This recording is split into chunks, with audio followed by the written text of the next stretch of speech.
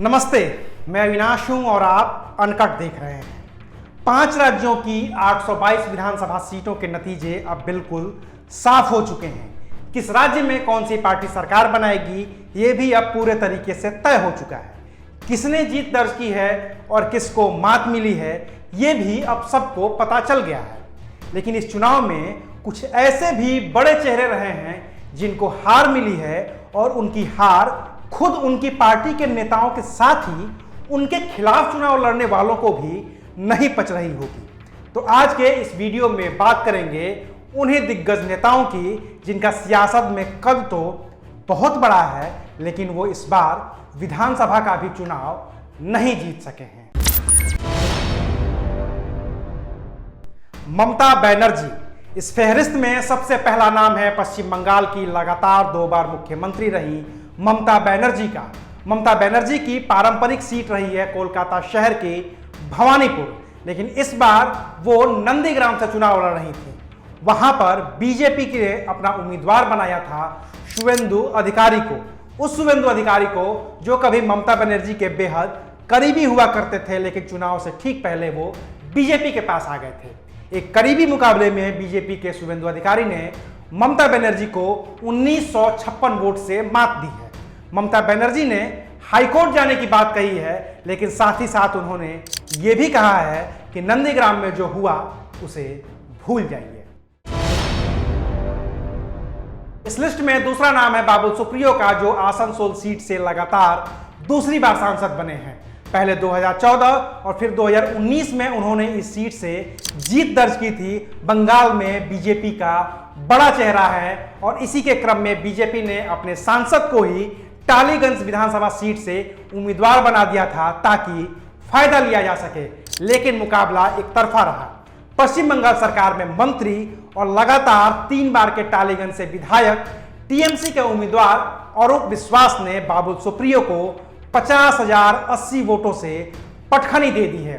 इस हार के बाद बंगाल के बीजेपी प्रभारी कैलाश विजयवर्गीय तक को यह कहना पड़ गया है कि उन्हें बाबुलदा की हार हजम नहीं हो रही है।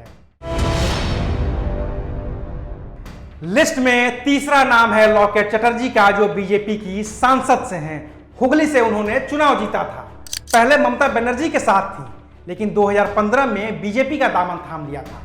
बीजेपी के टिकट पर 2016 का विधानसभा चुनाव उन्होंने मयूरेश्वर सीट से लड़ा था, लेकिन वो उस वक्त भी हार गई थी। 2021 में बीजेपी ने सांसद होते हुए भी उन्हें चुनचुरा सीट से अपना उम्मीदवार बनाया था, लेकिन इस बार भी वो विधानसभा नहीं पहुंच पाई है। टीएमसी के असित मजमुदार ने सांसद रही लॉकेट चटर्जी को 18,417 वोटों से मात दे दी है। असित मजमुदार का दूसरा नाम तपन मजमुदार भी है, जिन्होंने लगातार तीसरी बार इस चुनचुरा सीट से चुनाव जीता है। इस फहरिस्त में एक और नाम है स्वपन दास गुप्ता का। स्वपन दास गुप्ता विधानसभा चुनाव में बीजेपी के उम्मीदवार बनने से पहले राज्यसभा के सांसद हुआ करते थे। जब बीजेपी ने उन्हें तारकेश्वर सीट से विधानसभा का उम्मीदवार बनाया तो फिर उन्हें राज्यसभा की सदस्यता से इस्तीफा देना पड़ा था। उनके सामने चुनावी मुकाबले में थे टीएमसी के रामेंद्र सिन्हा रॉय। नतीजे आए तो स्वपन दास गुप्ता 7,484 वोटों से विधानसभा का चुनाव हार गए थे। इनके अलावा पूर्व आईपीएस अधिकारी रही भारती घोष के चुनाव की भी खूब चर्चा रही थी। वो डेबरा सीट से बीजेपी की उम्मीदवार थी। उन्हें टीएमसी के उम्मीदवार हुमायूं कबीर ने 11,226 वोटों से मात दी है। दिलीप घोष से पहले बीजेपी के प्रदेश अध्यक्ष रहे हैं राहुल सिन्हा। बीजेपी के बंगाल के फायर ब्रांड नेता भी हैं, अपने बयानों के लिए जाने जाते हैं। बीजेपी ने उन्हें हावड़ा से उम्मीदवार बनाया था, लेकिन टीएमसी की ज्योतिप्रिया मलिक ने उन्हें 3,841 वोटों से मात दे दी है। जेएनयू की पूर्व छात्र संघ अध्यक्ष रही हैं आईसी घोष। उनकी भी खूब चर्चा हुई थी, लेकिन उस सीट पर टीएमसी के हरिराम सिंह ने जीत दर्ज की है।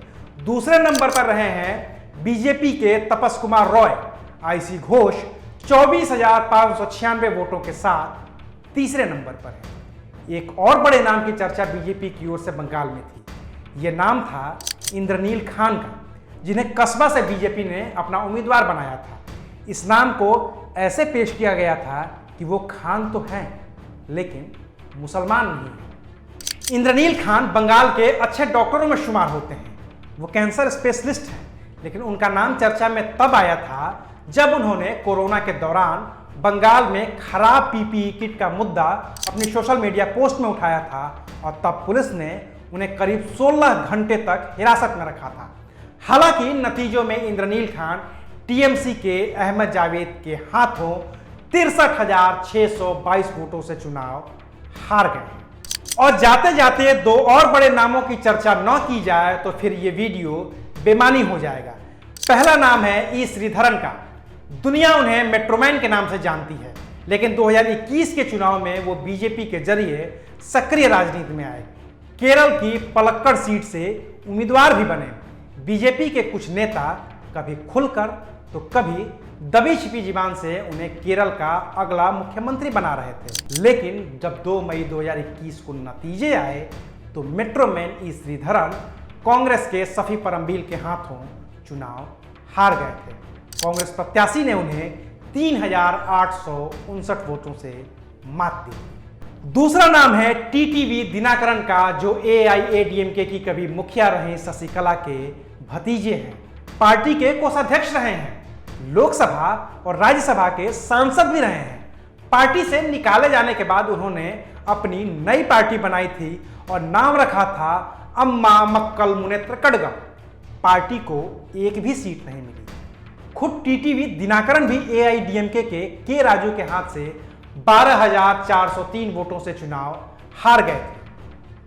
तो ये थी उन नेताओं की फहरिस्त जिनके चुनाव की चर्चा तो बड़ी थी, लेकिन नतीजों में ये अपनी खुद की भी सीट नहीं बचा सके। शुक्रिया, आप देख रहे थे अनकट।